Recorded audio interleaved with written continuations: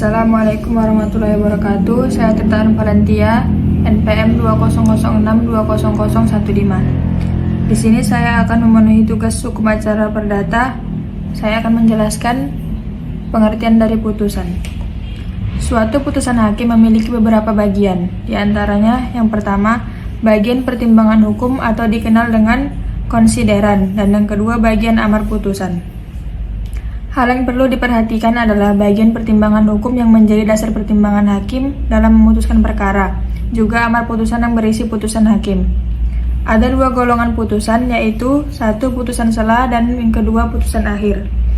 Putusan sela dikenal juga dengan putusan provisional.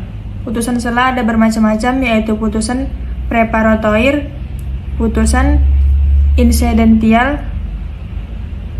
dan putusan provisional. Putusan preparatoir dipergunakan untuk mempersiapkan perkara, demikian pula putusan insidentil. Sedangkan putusan provisional adalah putusan yang dijatuhkan sehubungan dengan tuntutan dalam pokok perkara, sementara diadakan tindakan-tindakan pendahuluan untuk kefaedahan salah satu pihak. Putusan sela banyak digunakan dalam acara singkat dan dijatuhkan karena harus segera diambil tindakan. Misalnya penggugat, yaitu penyewa rumah, mengajukan gugatan perdata terhadap tergugat yang telah merusakkan atap rumah sewaan. Sedangkan waktu itu adalah musim hujan. Oleh karena itu, hakim diminta segera menjatuhkan putusan sela agar tergugat dihukum untuk segera memperbaiki atap rumah yang rusak. Putusan akhir menurut sifatnya ada 3 macam, yaitu sebagai berikut. 1. Putusan deklaratoir, yaitu putusan ini bersifat menerangkan dan menegaskan suatu keadaan hukum semata-mata. Yang kedua, putusan konstitutif. Putusan ini meniadakan suatu keadaan hukum atau menimbulkan suatu keadaan hukum baru. Dan yang ketiga, putusan kondemnatoir, yaitu putusan yang berisi penghukuman. Selanjutnya ialah putusan berdasarkan kehadiran para pihak. Kategori putusan ini juga dibedakan menjadi 3 jenis, yaitu sebagai berikut. Yang pertama, putusan gugatan gugur, yang kedua, putusan verstek, dan yang ketiga, putusan kontradiktoir atau kontradiktoir vonis. Yang pertama, putusan gugatan gugur, yakni putusan yang dijatuhkan karena pihak penggugat tidak menghadiri sidang pada hari yang telah ditentukan setelah dipanggil dengan layak oleh jurusita pengadilan. Dalam putusan ini, hakim dapat menyatakan bahwa gugatan penggugat gugur dan penggugat tersebut dihukum membayar biaya perkara.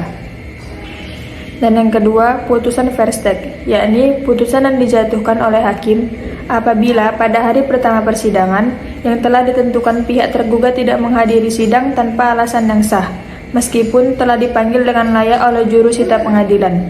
Terhadap putusan verstek ini, pihak tergugat dapat mengajukan banding, di mana banding tersebut dikenal dengan istilah putusan kontradiktoir, yaitu putusan yang ketiga, yakni putusan atas dasar kehadiran para pihak pada saat membaca putusan akhir. Oleh karena itu, ada 2 jenis putusan kontradiktoir. Pada saat pembacaan putusan diucapkan para pihak hadir, dan pada saat pembacaan putusan diucapkan salah satu pihak tidak hadir. Selanjutnya, terdapat 3 jenis pelaksanaan putusan atau eksekusi yang dikenal dalam hukum acara perdata, yaitu sebagai berikut. Yang pertama, eksekusi sebagaimana yang diatur di dalam pasal 196 HIR dan seterusnya, yang mana seseorang dihukum untuk membayar sejumlah uang. Yang kedua, eksekusi sebagaimana yang diatur dalam pasal 225 HIR, yang mana seseorang dihukum untuk melaksanakan suatu perbuatan atau tidak melaksanakan suatu perbuatan. Dan yang ketiga, eksekusi real. Dan dalam mendapatkan sesuatu, maka ada syarat yang harus dipenuhi terlebih dahulu. Sama halnya dengan melaksanakan putusan hakim. Sebelum putusan tersebut dilaksanakan, semua persyaratan harus dipenuhi. Menurut Yulia, dalam bukunya yang berjudul Hukum Acara Perdata, dijelaskan bahwa ada 4 syarat yang harus dipenuhi dalam pelaksanaan putusan hakim, yaitu sebagai berikut. 1. Putusan telah mempunyai kekuatan hukum tetap atau inkrek. Yang kedua, putusan tidak dijalankan oleh para pihak secara sukarela, padahal ketua pengadilan sudah memberi peringatan kepadanya. Yang ketiga, putusan hakim bersifat kondemnatoir, sehingga dalam putusan deklarator dan konstitutif tidak perlu dieksekusi. Dan yang keempat, ketua pengadilan memimpin proses eksekusi terhadap suatu putusan hakim.